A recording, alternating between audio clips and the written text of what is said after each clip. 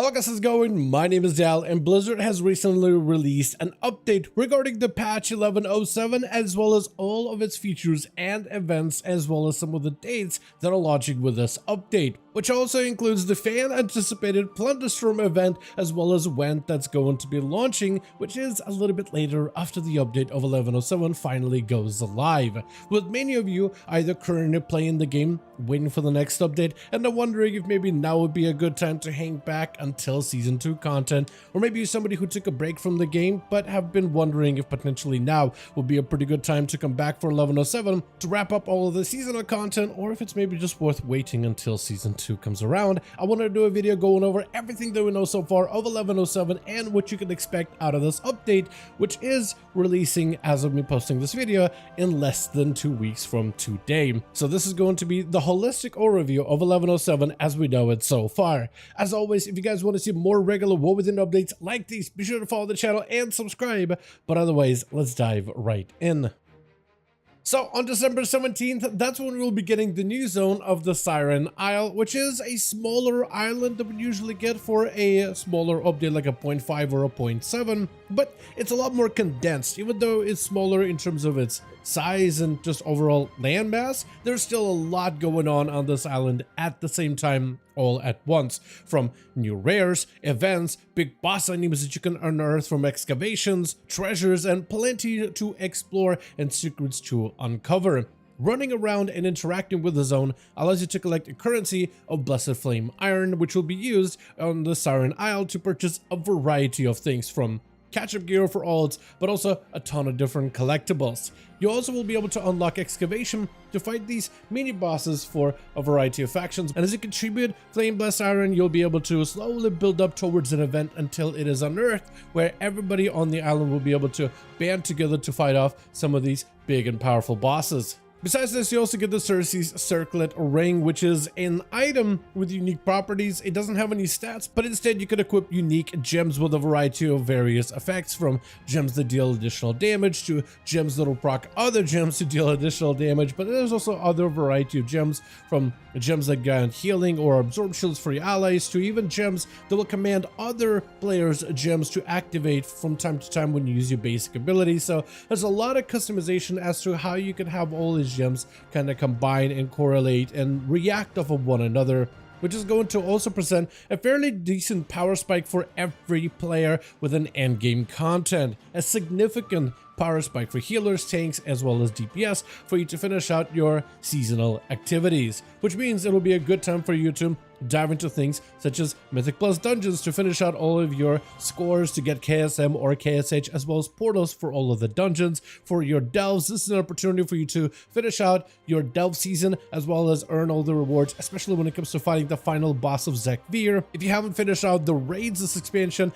now would be a pretty good time to see the Queen fall, as well as an opportunity for you to possibly defeat the Queen either in Heroic for AOTC rewards or Mythic if you've been progging throughout this fight. But either way, the ring does offer a fairly sizable power spike for every player to finish out all of your seasonal content. The actual Siren Isle also gives you plenty of different tracks modes for you to collect, whether you're looking to go for a more piratey, Kultiran type of garb as well as type of attire, or if you're looking to look like one of the Valajar, whether you want a clothy look, if you want maybe like a leathery look, plated look. There's so many different items as well as weapons for you to unlock, as well as some of the Nashatar and Naga inspired items and weapons as well. A ton of different earthen collectibles, as well as even some of the more summer type of attire collectibles for the Siren Isle, which gives players plenty of ways for you to be able to obtain a variety of different items to fill up all of your collections. Not only that, but also there's plenty of mounts to collect on the Siren Isle, but also through achievements added with the patch 1107, as well as mounts that you can even purchase from some of the faction vendors as well, which means that this patch is perfect for players that are looking to expand the items in their collections.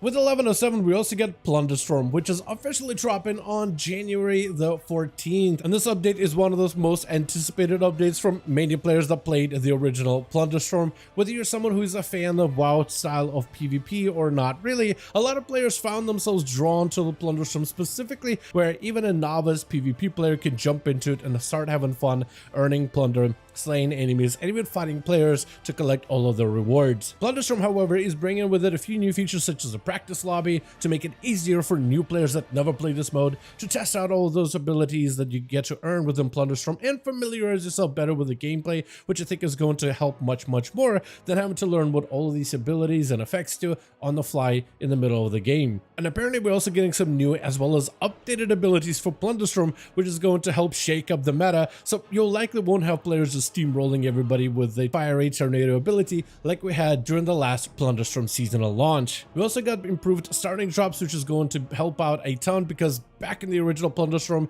some of the drops would place you in terrible locations where players would just AFK out of the map if they get it spawned in a very unlucky spot, because some spots are a lot better at collecting plunder and abilities and having a better start at the start of a match. This time around, however, as you collect plunder, you'll be able to spend it in the plunder store, which will actually function very similarly to the trading post. As you play matches of Plunderstorm, you'll be able to collect a special currency for Plunderstorm, and then you'll be able to spend that currency on specific items that you want to buy from that plunder store, instead of having it to be a renown track where you have to unlock all of the rewards one at a time until you complete the entire renown track. So if you want to skip all the fluff, like you don't care about pets, maybe certain weapon appearances for classes that you're not going to be using, or even titles and things like that, you can skip out of those easily and focus on mounts, focus on some of the best cosmetics in the game, as well as potentially all the rewards of Plunderstorm that you didn't collect if you didn't play the original version back during the expansion of Dragonflight. Besides this, however, we do get some of the smaller updates for the patch 1107, such as a fairly sizable racial revamp for many of the different racials in the game that don't get a lot of play. Nightborn and Volpera pick up a fantastic slow that's either single target or AoE depending on the racial ability. Magha Orc's stat buff becomes a lot more consistent and actually might be one of the potentially stronger options going forward if you're looking for raw secondary stat buffs. High Mountain are getting better survivability options. Zandalari unique low buffs are getting juiced up to an 11 to make sure that all of those buffs are a little bit more even instead of just having one buff that's viably good for endgame content. Voidals get some new twisted voidy visuals, very similar to that of Xal'atath, but also a much stronger version of their buff ratio, which will likely make them a little bit more playable. Lightforged Draenei beam ability is going to be made a lot better for smaller group content while still packing a punch in AoE. Plus they're also getting a passive that's unique to them, increasing their healing down by even a single %, which does make him one of the more unique racials since no other race in the game has that type of a benefit for healers specifically.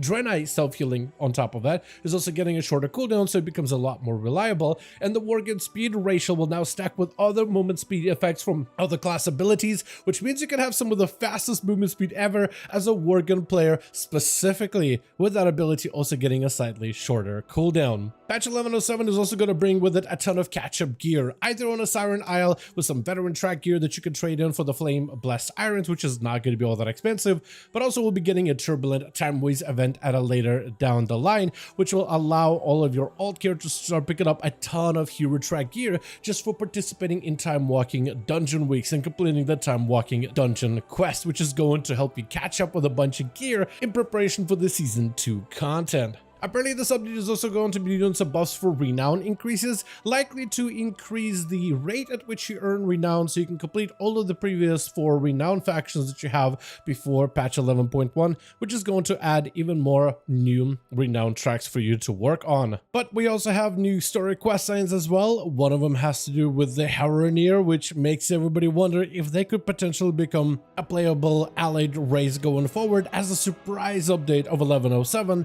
as well as an epilogue questline with the Kirin Tor after the destruction of Dalaran. However, and this is my most exciting part about patch 1107, with the launch of the update, it does mean that we'll finally should be seeing patch 11.1 season 2 content finally making its way for an early preview over on the PTR. And from the recent Warcraft Direct, Blizz did give us a lot of info about what to expect from patch 11.1, like an Undermine update that's going to be very goblin focused and will have the new zone of the Undermine itself for us to explore. D.R.I.V.E will be a brand new mount movement speed system that will allow us to traverse on the ground at incredible speeds, where flying won't be available in the Undermine, but this type of movement will be taking place of it, and it's about to be as engaging as skywriting has been so far just for ground movement. goblin cartels are going to be added as part of the different renown tracks that we can work towards, and we'll likely even see more class and hero spec changes based on what they've said in some of their most recent interviews since that Warcraft Direct.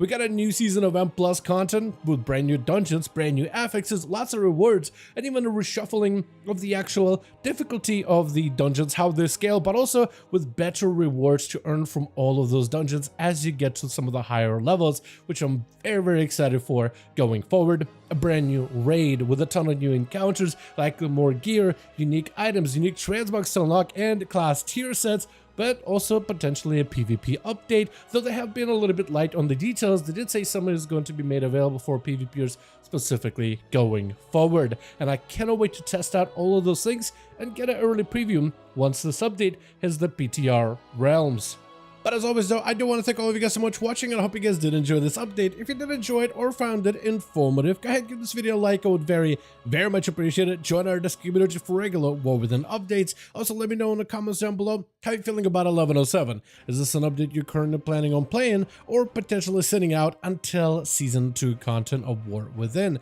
Let me know all those thoughts in the comments below. And as always, I'll see all of you guys in the next one.